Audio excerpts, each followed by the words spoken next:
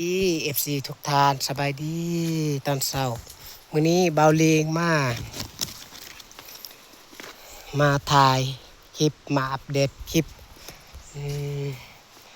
เปิดคลิปมากับบรรยากาศอยู่สวนอยู่ป่าพี่น้องมื้อนี้เบาเลงสิมามื้อครั้งแรกพี่น้องมื้อครั้งแรกมื้อทำอิฐกันทางโคตรยากพี่น้องป่าว่าสิไปเก็บกาแฟกัตติมอนก็จะน้อยก็ได้เห็นอยู่กัตติมอทางกระเจ้าเองพี่น้องอันนี้ทางโพดยากพี่น้องพูนหลอดปะอยู่ถึงพี่น้อยหลอดเอาไปบ่ได้ทางมันยากมันขี้ฝุ่นขี้ตมมีแต่รถสิ่งไปได้รถจักรรถตอกรถอีหยังรถไทยไปบ่ได้พี่น้องทางมันยากก่อนอื่นก็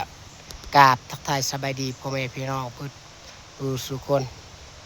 เพราะว่าจะเป็น FC ฝั่งลาวและฝั่งไทยและต่างประเทศขอสวัสดีสบายดีเด้อนี่ยินดีต้อนรับเข้าสู่ช่องเบาลิงคือเก่าคือเดิมพี่น้องมันที่เบาลิงสิพาพี่น้องมาเบิ่งทางไปเก็บกาแฟนี่ประมาณนี้พี่น้องทางสิว่ายากก็บ่ยากพี่น้องแต่รถจักรไปบ่ได้ผู้เดียวขึ้นยากพี่น้องทางเบิ่งพี่น้องไปทางก็ยากกะลีรอรถน้อยต้องลงบ่ได้ยกเว้นแต่รถซิ่งลงได้พี่น้องเอ้ยเบิ่งทางอย่างฮอดจุดเก็บกาแฟประมาณหลักหนึ่งพี่น้องนี่ก้อนหินใหญ่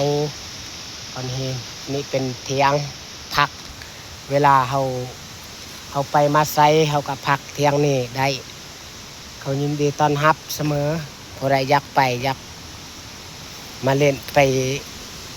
ปเที่ยวไปหาเบิ่งกาแฟนี่แพนั่นหรือว่าไปจะได้ไปหาเนือง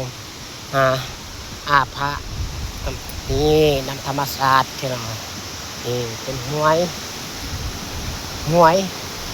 เป็นห้วยที่เย็นที่สุดในลาวว่าซั่นซะในลาว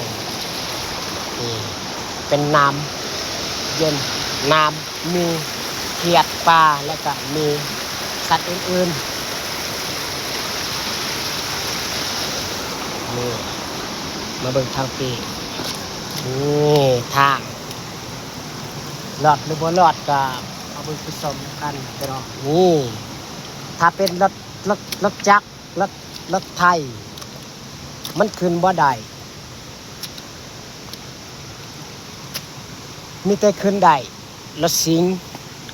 บ่ได้มีรถสิงก็ได้ไปบ่ได้หยังกาแฟแต่ว่าข้าเจ้าบ่มีรถสิงมีแต่รถจักรแล้วก็รถไทยก็เอาไปยากทางทุกคนก็เห็นทางประมาณนี้มันยากทางเขาเฮ็ดใหม่เขาขุดมันเป็นขี้ต้มขี้ฝุ่นมันมื้นนี่เนาะนี่เบิ่งขออนุญาตนี่เกือบบุเลยว่าสิไปเก็บกาแฟจักสิได้จักบ่พี่น้อยเบาเลงก็ลังเฮ็ดคลิปก็สู่ชีวิตเต็มที่การเป็นอยู่ของเบาเลงก็ประมาณนี้แหละพี่น้อยฮอดยามเก็บกาแฟก็บริถ่ายคลิปหยังก็มีแต่ไปหาเก็บกาแฟบ่มีเวลาถ่ายคลิป บ่มีเวลาไปอัปเดตเพื่อนน้องหานน้องทรายเบาเลกะค่าเก็บกาแฟให้ FC ทุกทานเข้าใจกันนะเด้อเบาเลกะเต็มที่อยู่เต็มที่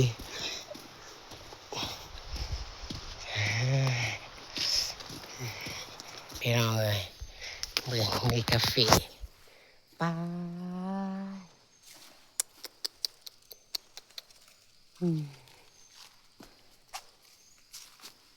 ป้ากาแฟสุกปีนี้สุกไวกาแฟคือปีกายปีซืนนิดหน่อยได้เก็บ3-4-5 งวดปีนี้2 งวดก็เบิดแล้วแหละมันสุกไวพี่น้องเอ้ยปีนี้อากาศมันแห้งแรงเกินพี่น้องก็เลยมันสุกไวปีกายปุ้ยคนลายกาแฟอันเก็บพูนหอดเดือน2 เดือน 3พูนกันคือข้าเจ้ากาแฟข้าเจ้าอันน้อยเดือน1ก็เก็บแล้วล่ะนี่กาแฟโอ้ยยังมาทันหอดเมื่อยก่อนพี่น้องเอ้ยโอ้ยเบาเลยกะโดนบ่เคยไปให้ไปสวนสองนั้นกับเบาเลยกะเฮ็ดคลิปก็เลยบ่ได้ไปมื้อเดียวครั้งแรกเจ็บต้นโตเมื่อย